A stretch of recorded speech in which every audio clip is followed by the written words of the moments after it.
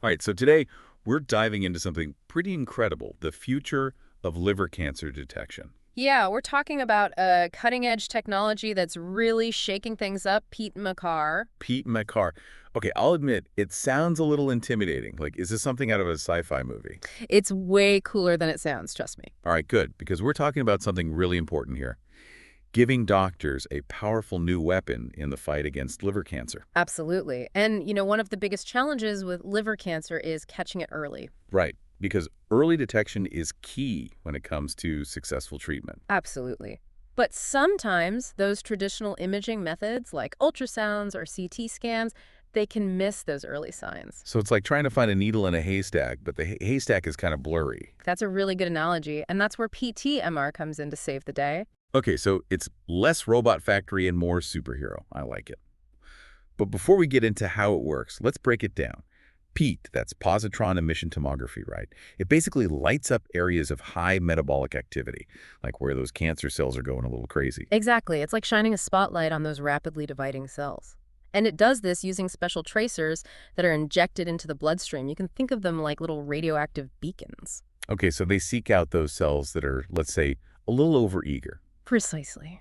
But here's the thing about the liver. It's naturally a very metabolically active organ. Right, it's always doing its thing.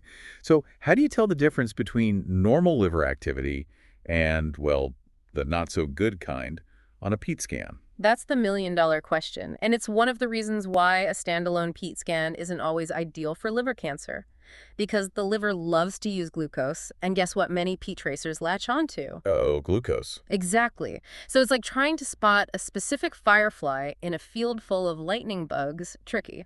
Okay, so that's where the MR part of PPMR comes in. Magnetic resonance imaging. Those super detailed black and white images we've all seen. Exactly. MRI gives us that crystal clear picture of the anatomy. So PET shows the activity, and MRI shows us precisely where that activity is happening within the liver. So we're talking about the size, the shape of a tumor, even how close it is to important stuff like blood vessels. You got it. It's Yeah. about getting the full picture, both the functional and the anatomical, all in one. Wow. No wonder people are calling PET-MR a game changer. It's a powerful combination for sure. And what makes PET-MR especially well-suited for liver cancer is that it overcomes some of those limitations we were talking about earlier. You mean the whole liver love glucose thing? Exactly. With PET-MR, we can use these newer types of tracers that bypass that glucose pathway. They target different aspects of tumor metabolism. So no more hiding for those sneaky cancer cells. You got it. And the MRI component, that just adds another layer of precision, helping us pinpoint those metabolic hotspots with incredible accuracy. So we're not just talking about seeing a tumor more clearly. We're talking about understanding what makes it tick.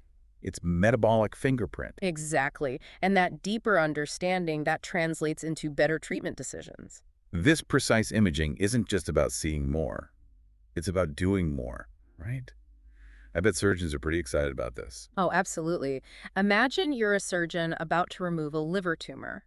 With PT-MR, you're not going in blind, you have this roadmap. It shows you exactly where the tumor is, how far it's spread, even how close it is to those vital blood vessels. Talk about high stakes. One wrong move there, and Exactly. But PT-MR, it gives surgeons that extra level of confidence, the precision they need to make surgery safer and more effective, especially for those really complex procedures where preserving healthy tissue is so important. so are we comparing this to like the difference between using a scalpel and a butter knife? I think you just gave a whole new meaning to the term precision medicine, but it's true. It's about using the best tool for the job.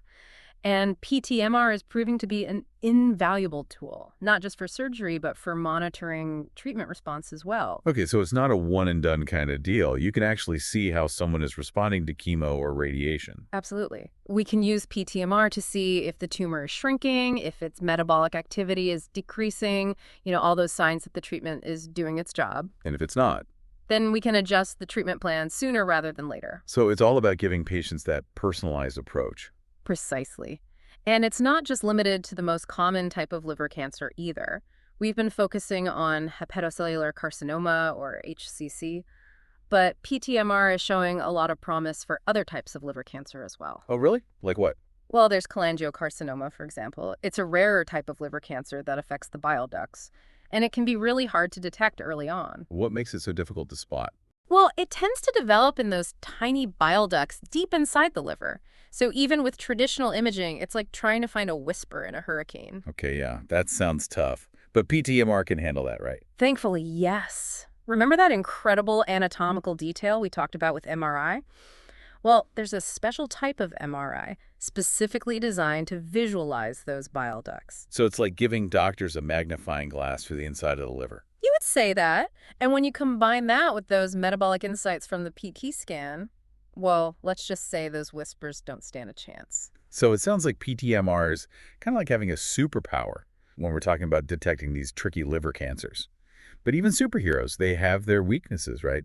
This technology is still pretty new. It is, and like any new tech, it comes with its own challenges. One of the biggest right now is availability. So you're saying I can't just walk into any hospital and say, hey, I want a PTMR scan. Not quite yet. Because it's so cutting edge, you're more likely to find it at major research hospitals or specialized cancer centers. More rural areas, they might not have access yet, which is a real challenge. That makes sense. I guess these things, they take time to, reach every corner of the medical world, Yeah. especially when we're talking about specialized equipment. Exactly. And then there's always the cost factor. PTMR scans can be expensive, often more so than traditional imaging. There it is, the universal but. It's like the universe's way of saying, sure, you can have amazing medical breakthroughs, BUT. Right.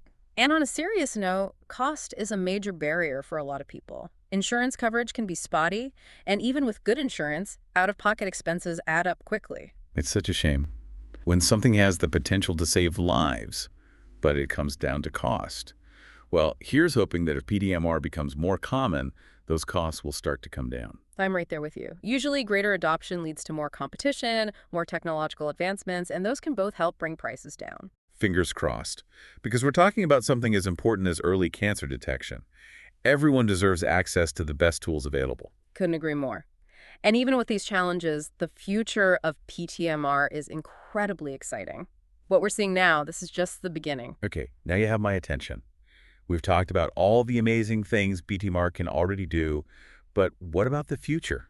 What's next?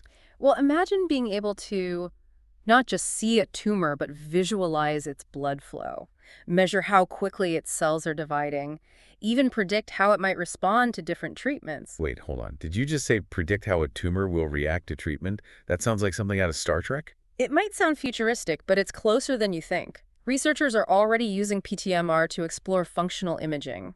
It's like looking under the hood of a car. You're not just seeing the engine, you're seeing how all the parts work together. So instead of just knowing a tumor is there, we could see how aggressive it is, how it's growing, even how to target it most effectively. You got it.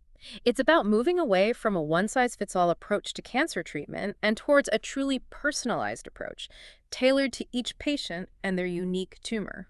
Now that is a game changer. And it's not just about extending lives. It's about improving the quality of those lives, minimizing side effects, making those therapies more precise. Exactly. That's the ultimate goal.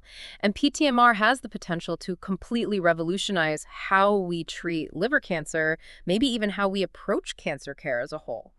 It is a really exciting time to be having this conversation. We've gone from the basics of how PTMR works to, well, its potential to transform the future of cancer care. As we wrap up here, what is the one thing you want our listeners to take away from all of this? I think the biggest takeaway is this. PTMR represents a major shift in how we detect and treat liver cancer. It's about giving doctors the information they need to make the absolute best decisions for their patients, and it's offering new hope to those facing this disease. It's about moving from a world of maybes to a world of more precise answers, better outcomes, and ultimately more hope. And on that note, I think we'll leave it there for today. Plenty for our listeners to think about. Until next time, keep those brains buzzing, everyone, and remember, knowledge is power, especially when it comes to your health.